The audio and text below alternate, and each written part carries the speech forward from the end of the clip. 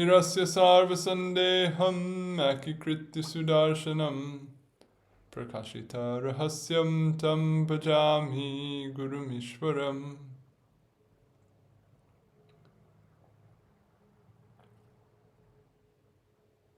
Itam Shri Radhika Prana Natha Pada Sarojayo Yena Premanubhutyasha Dattam Tam Shri Gurum Bhaje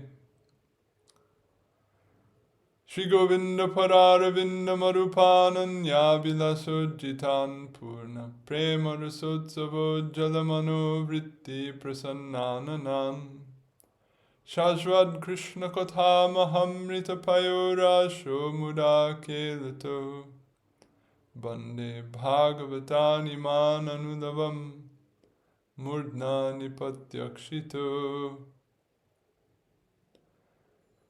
Namo Mahavaranyaya Krishna Prema Pradayate Krishnaya Krishna Chaitanya Namne Gaura Tvishe Namah Namah Shri Guru Krishnaya Nirupadi Kripa Krite Ya Shri Chaitanya Rupa Bhut Tanvan Prema Rasam Kalo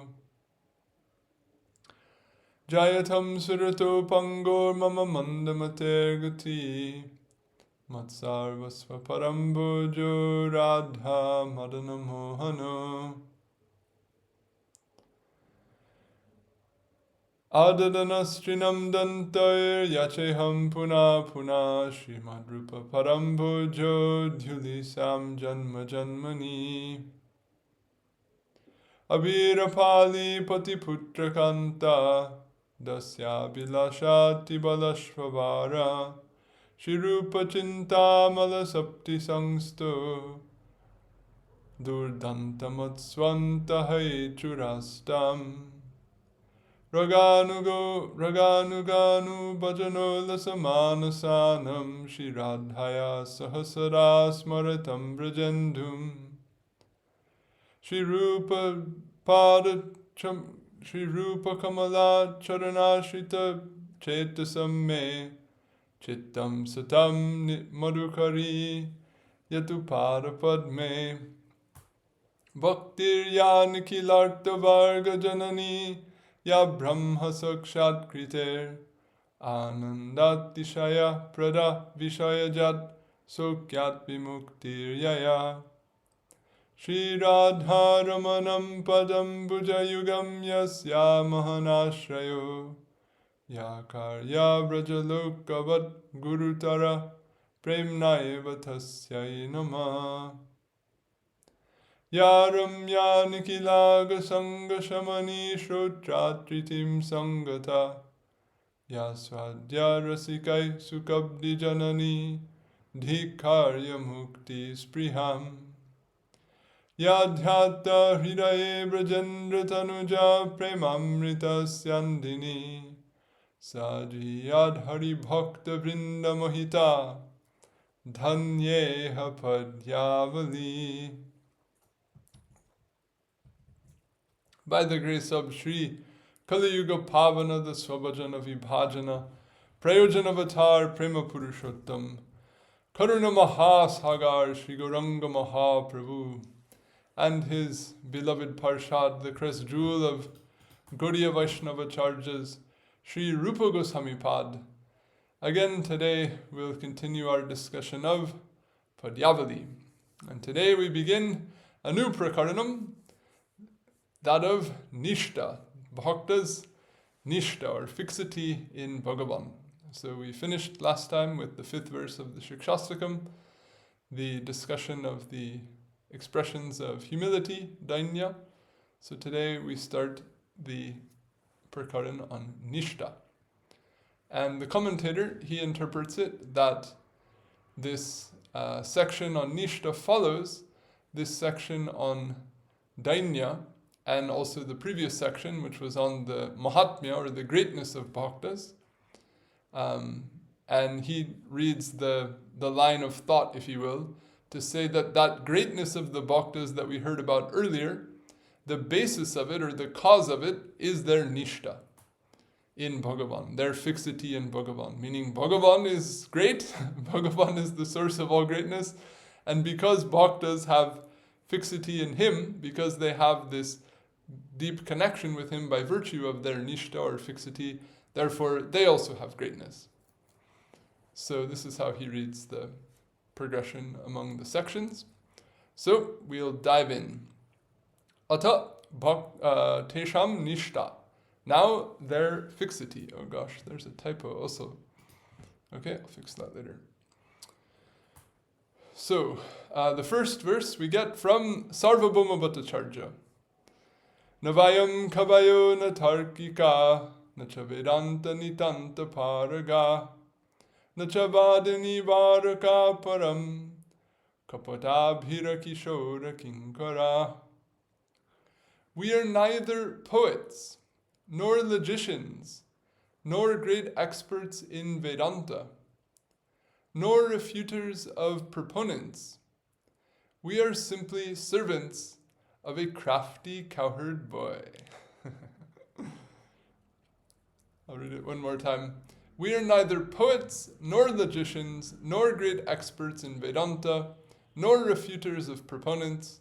We are simply servants of a crafty cowherd boy.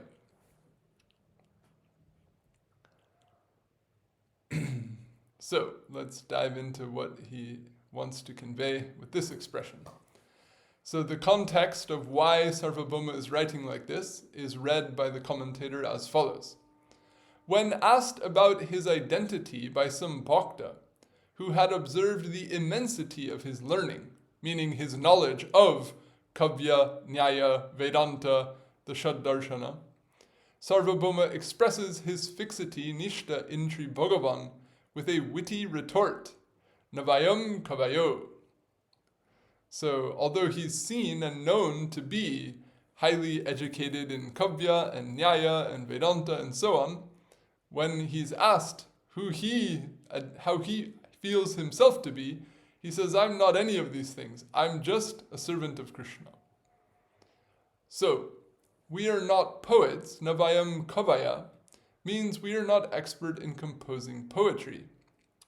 Nor logicians, na tārkikā, means we are not great adepts in the field of logic, that is, nyaya. Nor great experts in Vedanta, na ca vedānta-nitānta-pāragāḥ, can be taken to mean that we are not highly learned in the Brahma Sutras, or that we have not reached the ultimate end of Vedanta, meaning we have not attained realization of Brahman or direct perception of Bhagavan. Nor refuters of proponents, na ca vādini-vārakāḥ, means we do not engage in refuting the proponents of any of the 6 darshanas, who concern themselves with finding faults in the views of the proponents of the other darshanas and endeavoring to establish the darshan they propound as the only tenable view. So now we're just going to look at one comment of Chakravartipad on a statement in the Shruti Stuti, where he elaborates in particular regarding this last point, that Vaishnavas don't involve themselves in debating the 6 darshanas. So he says as follows, Sri Chakravartipad elaborates on why Vaishnavas are not concerned with debating the 6 darshanas in his commentary on the following statement in the Shruti Stuti. Quote, understanding the ignorance as a consequence of your maya among these human beings, the wise profusely foster bhava that has delight at every moment for you, non-existence. So non-existence or abhava is a name of Bhagavan here, meaning you who are the cause of liberation from material existence. How could your followers have any distress on account of material existence, since the furrowing of your brows, time, creates distress perpetually, only for those who are not in your shelter? So his commentary is as follows. Understanding the ignorance, that is, understanding the fabrication of various views purely out of delusion. So I'll just add a footnote here. other commentators take this ignorance that people are in because of Maya to mean anadi avidya, or ignorance in the conventional form of a lack of awareness of the Atma, or of the Paramatma, or of Brahman, or of Bhagavan, and so on. But he takes this ignorance to specifically refer to the viewpoints of those who propound the darshanas. So this is an interesting way that he goes with the verse, which is unique among any of the Gaudiya commentators.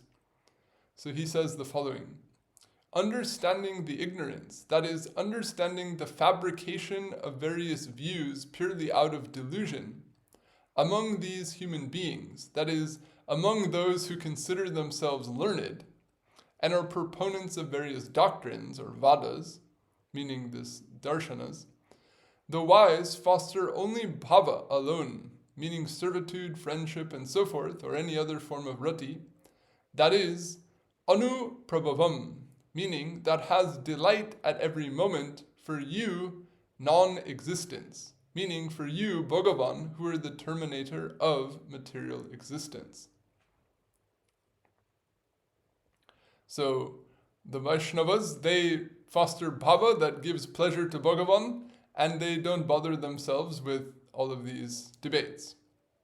So to that, an objection is raised. Well, then in the case of the wise simply fostering bhava for you, their samsara will certainly not cease, because of their lack of knowledge of the referent of you, tvam, and the referent of that, tat, mentioned in the celebrated statement tat tvam asi, you are that, in Chandogya Upanishad, meaning one cannot overcome samsara without the necessary knowledge, and if one lacks that knowledge and only fosters bhava, one will not succeed in transcending samsara.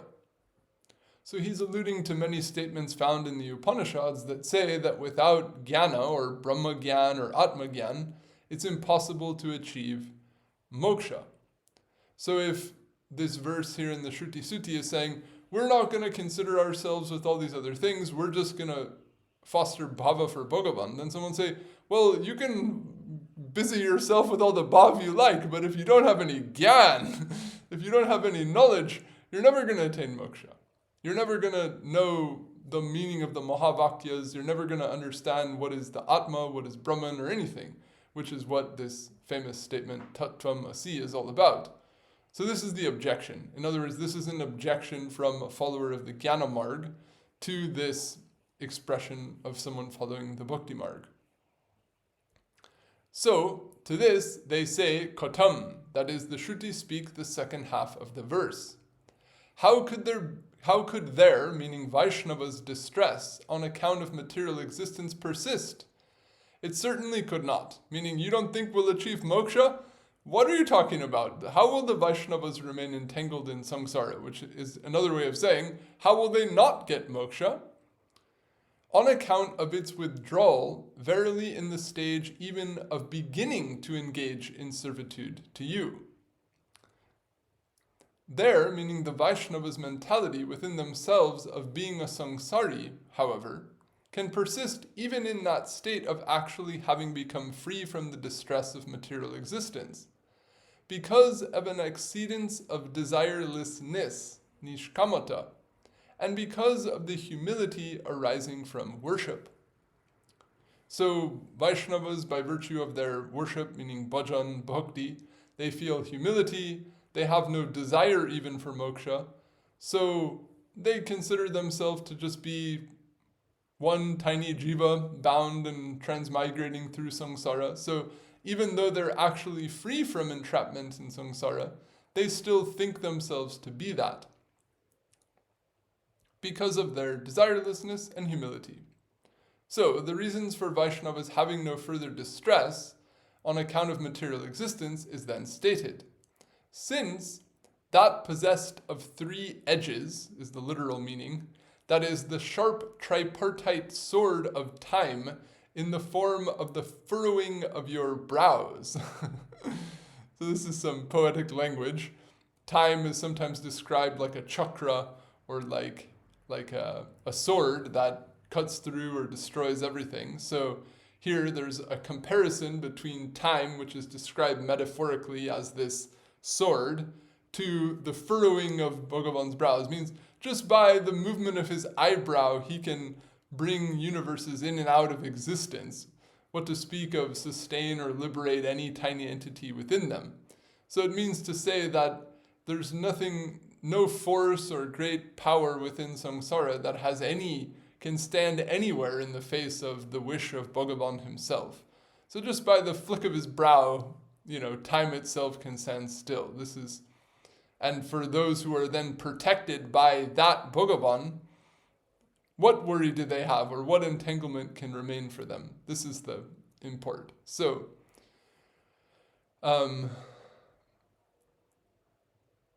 the sword in the form of time, in the form of the furrowing of your brows, creates the distress of material existence in the form of birth, death, and so on, only for those who are not in your shelter. That is, for those who have neglected to take shelter in you. As it is said by you yourself in the Ramayana, quote, "Upon one who takes shelter in me, and even once prays I am yours, I bestow fearlessness forever. This is my vow." And in Sri Gita, quote, "This divine Maya of mine, constituted of the gunas, is certainly difficult to surmount. Still, those who take shelter solely in me cross beyond this Maya."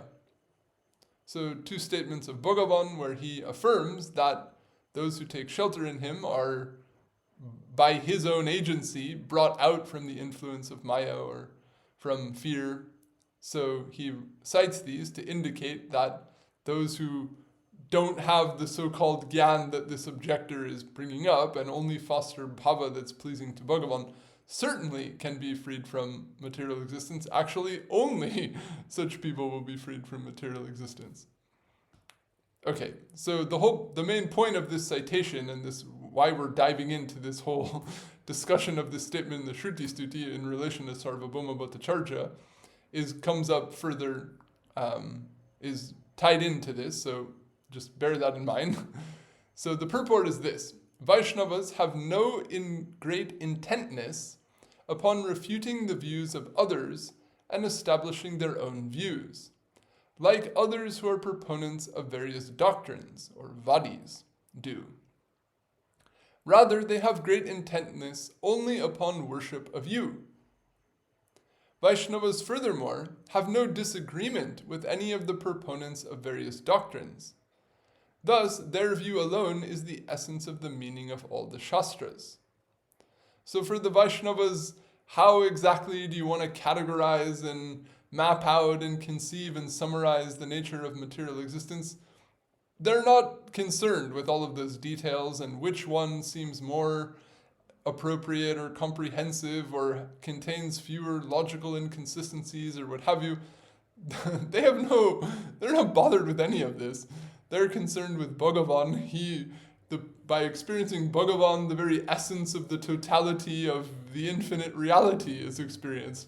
They're concerned precisely with him, how from this conditioned position within a minor view of a minor frame of a minor meager portion of the infinite, one wants to argue about how things ought to be categorized or mapped out or how cause and effect is to be conceived. This is, for them considered a big waste of time, and also to, concern themselves with, seeking only to establish one view and not another. They don't want to bother with any of this. So they don't disagree with them. They don't propose any of them. They just say, yeah, you may see it like that, you may see it like that. So what they've got is the essence of the Shastra. These other things are considered with peripheral matters.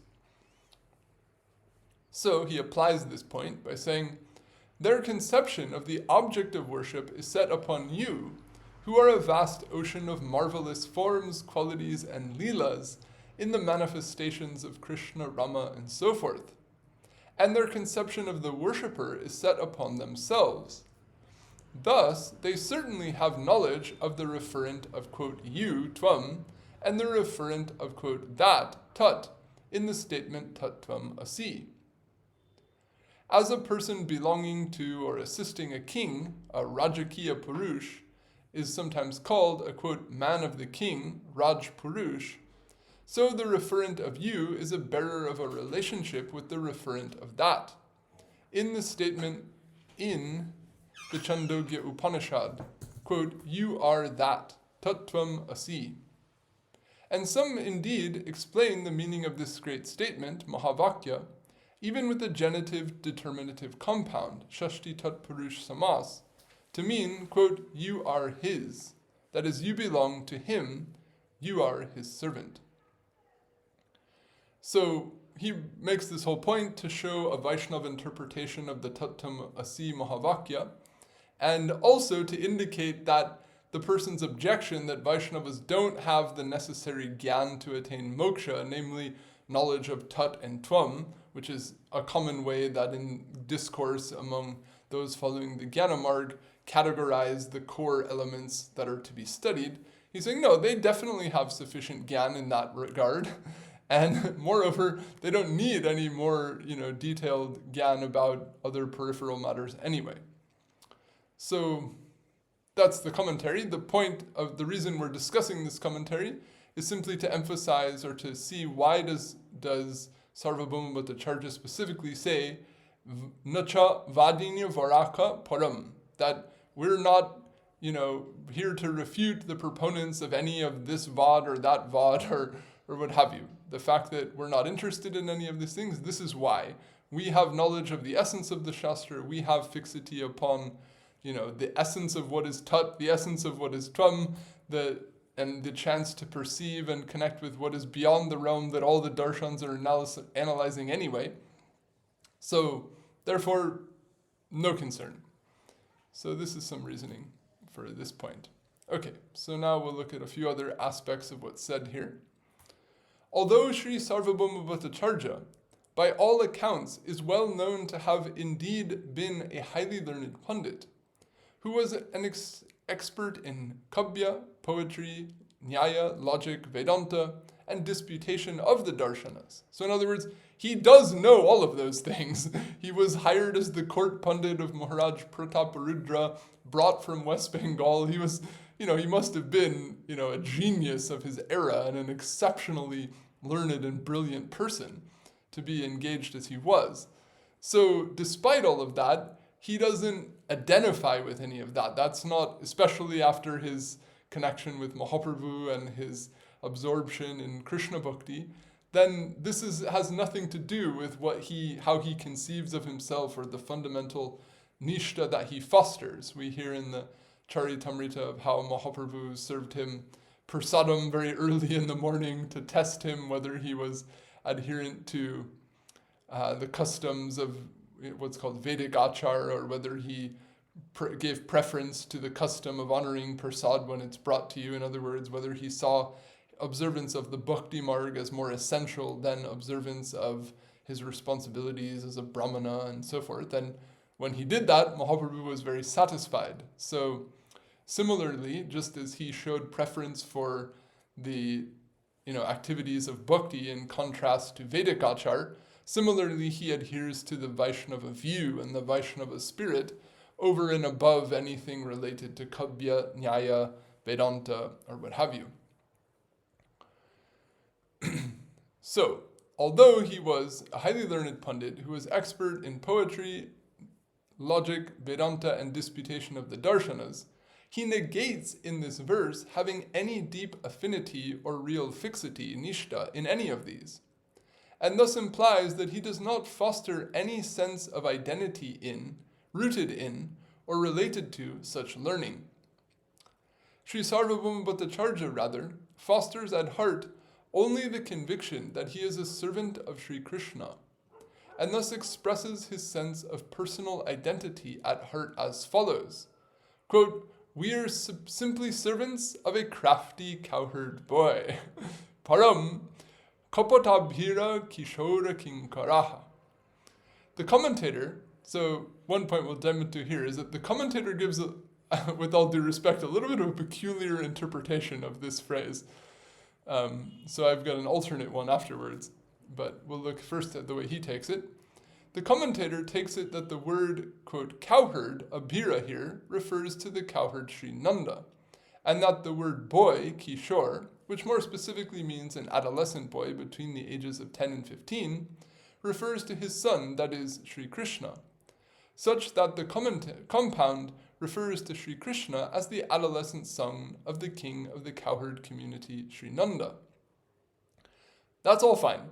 Moreover, the commentator interprets the word kapat to mean deceit, and to refer not to Sri Krishna, but rather to deceitful asura kings such as Shishupal, such that the compound kapaṭābhīra-kiśora refers to Sri Krishna as he who was perceived to be merely the boy of a cowherd named Nanda, rather than as Ishvara himself by asura kings such as Shishupal. Since Sri Krishna himself teaches in Sri Gita, quote, "Being concealed by my Yogamaya, I am not manifest to all." So he, reads the word kapat not as an adjective describing Krishna, but as a noun that's a whole other, person or a whole other category. So there isn't any context for that or reference to that in anything else said in the verse. So, and it's we don't see other points like that made in similar type of poetry. So I've included it here. It's certainly possible, but one of the Bengali translators of the Padyavali, Sri Anandagopal Shastri, as well as others, they've given another interpretation, which I'm inclined to think is more likely what Sarvabhauma Bhattacharya may have had in mind. So when the word kapat is instead interpreted to mean crafty, so the word kapat is a hard word, to say that someone is kapat is a strong remark, to imply that they're not trustworthy, they're deceitful, and so forth. But it can also be used in a lighter sense to something like a trickster or something like this, which is something that can go either way. In other words, it can be something that's sort of mischievous but charming, or it can be something that's outright unlawful. The scope of the connotation can go into both realms. So if we take it in the other sense, then he's saying that in an endearing manner, not a denigrating manner. He's not saying like Krishna is deceitful in a negative way, but in a charming way. So read in that sense, the compound kapaṭābhīra-kiśora then conveys the meaning that Sri Krishna is a, quote, crafty cowherd boy. So why would you describe Krishna like that? The implication of this second interpretation is that Sri Sarvabhauma Bhattacharya fosters fixity or Niṣṭhā specifically in the adolescent Sri Krishna of Braja. That is, the Dhira Lalita Nayaka, described in the opening verse of Padyavali, who employs various forms of craftiness for the sake of sporting with Sri Radha and the other gopis of Braja. So you can take this idea of kapatata here in a charming sense of what is enriching or enabling various features of Krishna's Leela, just as, Shukadev describes when Krishna stole butter as a child, all the village ladies would find it cute, and it wasn't that it was perceived as a defect or a blemish or a serious tarnish on his character, but rather something endearing. So you could, in other words, some take it rather in this way. And given that Rupa Goswami, Mahaprabhu, generally Gaudiya Vaishnavas are, upasakas of the Krishna of Braja, who's known to have, from the Bhagavatam and other places, to have engaged in such Leela, it would seem that this is perhaps more in keeping with what he might have had in mind. But in any case, the other interpretation that kapat here just refers to those who are kapat, and he takes that to refer to Shishupal and others. Grammatically, it's possible, and it's also true that they didn't perceive Krishna as he was, so to speak. But in this context where Sarvabhauma is expressing something from his heart, he's conveying his Niṣṭhā, that I'm not a nyayika, I'm not a a vadi of this and that, but I'm a bhakta of Krishna, I'm a servant of Krishna, that he would use some adjective to describe Krishna that conveys something of Krishna's charm, that communicates something of why he holds Krishna dear to his heart. That would seem perhaps more likely, at least to me. But Anyway, there's different ways to appreciate the verse. So, next, the compiler cites another expression of Sri Sarvabhauma Bhattacharya, wherein he expresses his Niṣṭhā, or fixity in Bhagavan, in reply to an appeal he receives from some friends. So he contextualizes the next verse, which is quite a bold statement. He conceives of how it is that Sarvabhauma Bhattacharya would come to speak like this as follows. It's as though some friends come to him and say, "Oh, Sadhu, your conduct is most excellent. Still, some detractors will criticize it, and upon that we will feel great sorrow. Therefore, you should only express this conduct we observe in you, that is, your free-spirited chanting, dancing, and so forth, in private."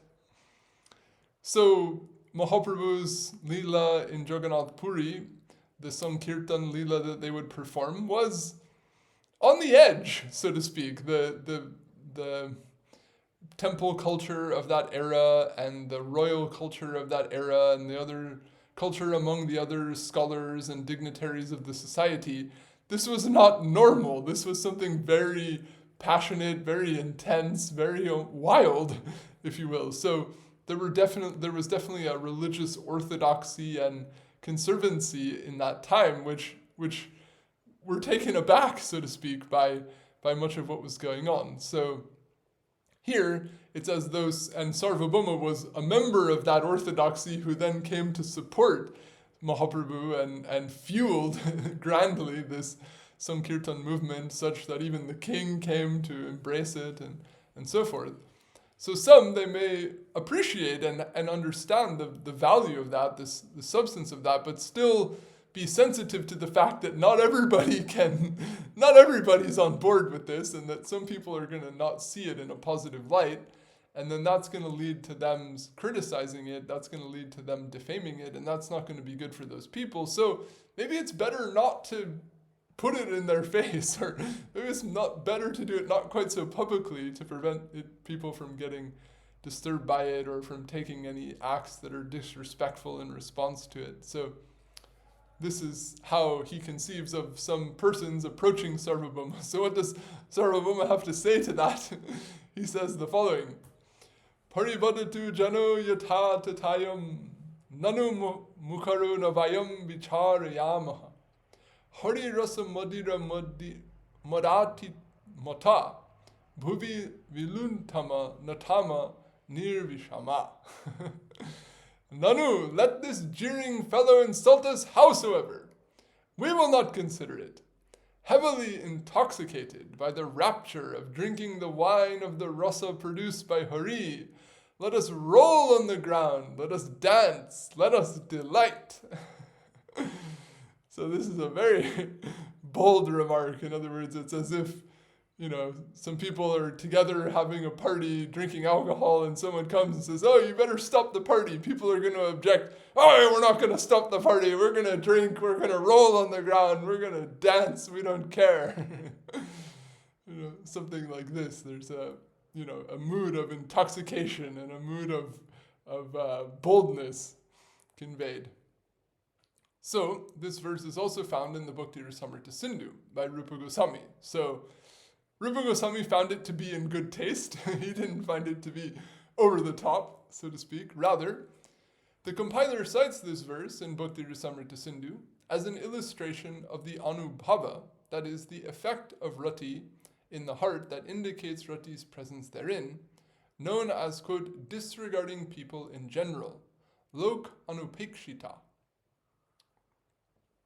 So in the Bhagavad itself, in this famous verse, evam vrata svanpriyanama kirtya, then lastly it describes that a person becomes lokabhajya, or oblivious to society at large. So even directly in the Bhagavatam, and as Ishvara Puri said to Mahaprabhu, those whose hearts melt and that become overwhelmed by prem, by chanting the names that they hold dear of their Ishta Devata, then they dance, they sing, they laugh, they cry, and they don't care for society. They're not concerned with anything external.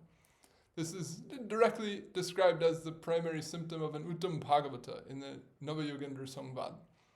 So this verse here is akin to that, where if it's describing that a bhakta is like that, now here's a bhakta expressing that or showing this, quote, lokanapekshita, or this showing this disregard that's described in that verse, in first person, so to speak. So, in other words, this is one anubhava. It's not a constant state. It's not a practice, or it's not an act, but at some time, this, like a wave, this sort of anubhav may come into the heart of some great siddha bhakta, such that they may, show this type of disregard. So, the particle nanu is expressed in a vocative sense, akin to an English particle like o. So in other words, he's just saying, hey, oh, something like this, to address their friends who appealed to the author to constrain his expression of bhakti to Sri Bhagavan to private quarters. Howsoever, yathā tathā, can also be understood to mean wheresoever. The rasas of Shringar, that is Madhura and so forth, related to Sri Hari, that is Sri Krishna, are described as, quote, tastes or rasas because of their relishability, and compared to wine because of their being inebriating. Nirvishama is explained to mean let us delight by Sri Jiva and Sri Chakravarti in their commentaries on Bhakti Rasamrita Sindhu. The commentator alternately takes it to mean let us faint. So another, they're like, let us drink till we pass out, something like that in this inebriating mood. Like, we're not going to stop drinking, we'll drink till the end, so to speak. So that's another way it could be interpreted. Sri Jiva also notes in his commentary on this verse, however, that a variant of nirvishama, that is paryatama, let us roam about, is apt. So this is one of the rare cases we see in the Sindhu where Jiva Goswami will comment on a variant than what is found in the Mool text and express regard for the variant, or mention that perhaps this variant is even better than what's in the Mool text. There are a few places in the Sindhu where he comments like that. So why? In this context, this variant ties in well with the way that the commentator contextualizes the verse. So the way that the commentator contextualizes it is that people are seeing you dancing and chanting and weeping and so on, and they may not see it in a good light, so better you do it privately. So if the verse were to say, if the theme is lokanapekshita, disregard for the common objections of people, then to say, let us roll on the ground, let us dance, let us roam about, would be a way of sort of directly saying, like, we're not going to stop, we're going to keep going. Let them, see, or we're not going to hesitate to go about freely. So in that spirit, it would tie in well with how the commentator contextualizes it. An elaborated rendering of this verse, derived partially from the commentary, that further expresses the spirit of disregarding the words and opinions of adverse persons in general on the strength of one's absorption in bhakti to Sri Bhagavan, is as follows. Quote, wheresoever and howsoever this jeering fellow insults us, let him do so. We will not bother to be concerned about that, because becoming concerned about someone claiming a righteous act of bhakti to Bhagavan is unrighteous, is only a waste of our time, and arises only as a result of a slackening in our own niṣṭhā to Bhagavan. In other words, if we become concerned with whether society respects us or disrespects us, or people like us or we don't like us, that we ourselves are slackening in our own fixity about whose viewpoint really matters, namely Bhagavan. So he's saying, we don't have time, we don't care if these people like it or they don't like it. We're not concerned, and if we are concerned, that's a fault on our part. Not that this guy's at fault for disrespecting us or doesn't like what we're doing, he's this, he's that. No. He can think whatever we want, and if I even am bothered to spend time dealing with his criticism, that's also my fault. Rather, heavily intoxicated by the rapture of drinking the wine of the rasa produced by Hari, that is, deeply absorbed and emboldened by the profoundly relishable rasa manifested by, sorry about that, Sri Krishna, the crafty cowherd adolescent of Braja, who delights the gopis and his other companions with ever new, ever more wonderful, exhilarating leelas. Let us roll on the ground, let us dance, let us roam about wheresoever we please, regardless of who sees. Let us delight in this unlimitedly. Let us carry on to the point of fainting. We shall not be scared, dissuaded, or disturbed by anyone. So, someone who's relishing this Krishna Bhakti rasa, they become so much overjoyed, so inebriated as such by this that they can express this type of bold disregard. So this is what is depicted here, and this shows the Niṣṭhā, or this shows the intensity of their fixity upon Bhagavan, that they're only concerned with what is pleasing to Bhagavan. They're not, also, obviously in this case, all this dancing and intoxication is not any selfishness on their part or any selfish enjoyment or worldly enjoyment on their part. All of this is metaphoric language for giving themselves over to worshipping Bhagavan in a way with the wholeness and the fullness of their hearts and the rich spirit of their hearts, which, is there to bring joy to Bhagavan, because after all, Kirtan is for the pleasure of Bhagavan. Dancing before the deity is for the pleasure of Bhagavan. It may be pleasurable to you, but the purpose of it, and according to the Shastra, it's understood that Bhagavan likes these things. He likes to see, the expressions of the arts and the expressions of the emotions and the expressions of the movements of Bhaktas and the utilization of all the features of his creation into expressions of adoration for him. He likes this. This is why it exists. So it is all there and it is all pleasing to him. And the purity of such Siddha Bhaktas is that they can engage in all of that sincerely for his pleasure. So when they're doing it, and they're doing it in that with that purity of heart and that fixity upon Bhagavan and that attention to his pleasure, then somebody else doesn't like it. It's like, well, who cares? Because we're completely given over to Bhagavan, to what is pleasing to him, and we're going to do whatever is most pleasing to him, and we know from the Shastra that this is pleasing to him, so if you don't like it, well, we're not going to bat an eye. But I'll just give I have one point here, just in terms of social context. It goes without saying, however, that because Sri Sarvabhauma's statement in this verse is a particular type of anubhav that is experienced only by Siddha Bhaktas, because that's how Rupa Goswami uses this verse to illustrate a type of anubhav, one should not errantly interpret his statement as an injunction or encouragement for sadhakas to emulate such behavior, or disregard the necessity of taking care to avoid creating circumstances in which persons who do not respect Vaishnava practices, like congregational chanting of Sri Bhagavan's names, are unwillingly exposed to fervent displays of it, and thus given impetus to show disrespect towards it, and thereby commit offense.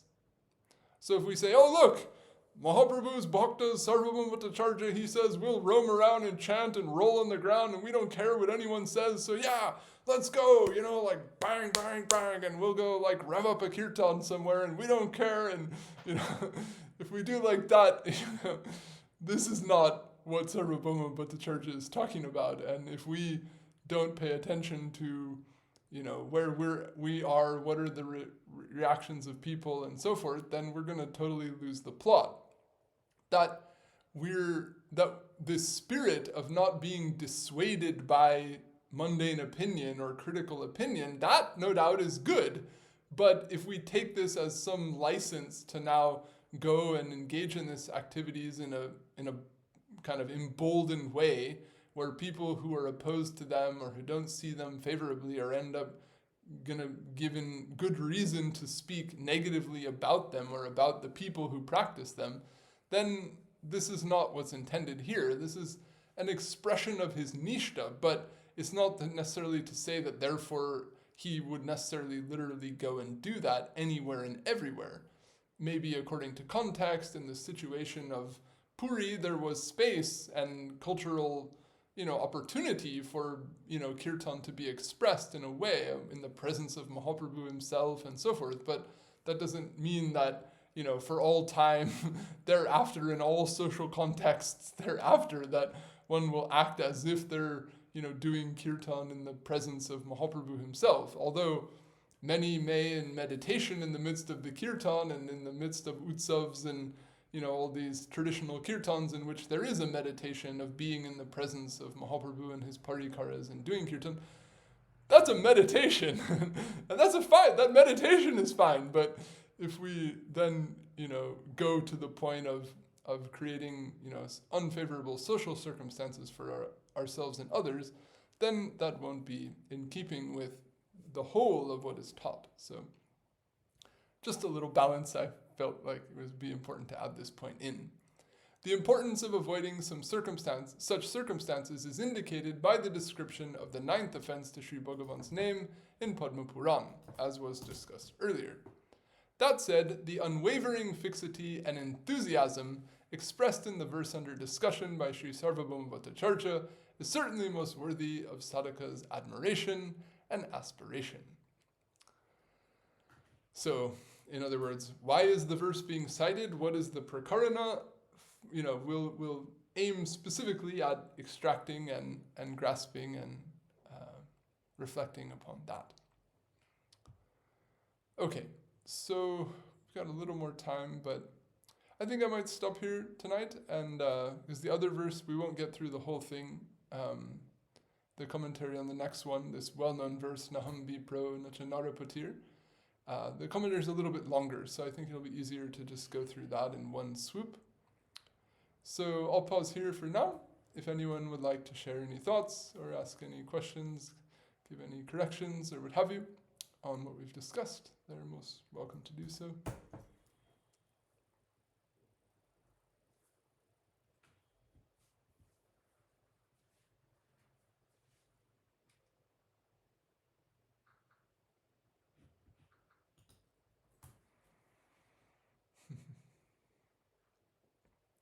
All right, well, we can leave it at that. So this is, and we've entered, as I said, this section of Niṣṭhā is a little more spicy, or we get some bold, expressions of the heart. So it's also endearing and then also an important aspect of the nature of a Vaishnava, which we aspire to. So we'll proceed further in this prakaran in the coming discussion. So I conclude here. Vaishnavebhyo namo nama. Jai Shri Guru, Jai Shri Gaur, Jai Jai Shri Shri Radhe Shyam. Jai Radhe Shyam. Thank you. Thank you all. Thank you, Baba.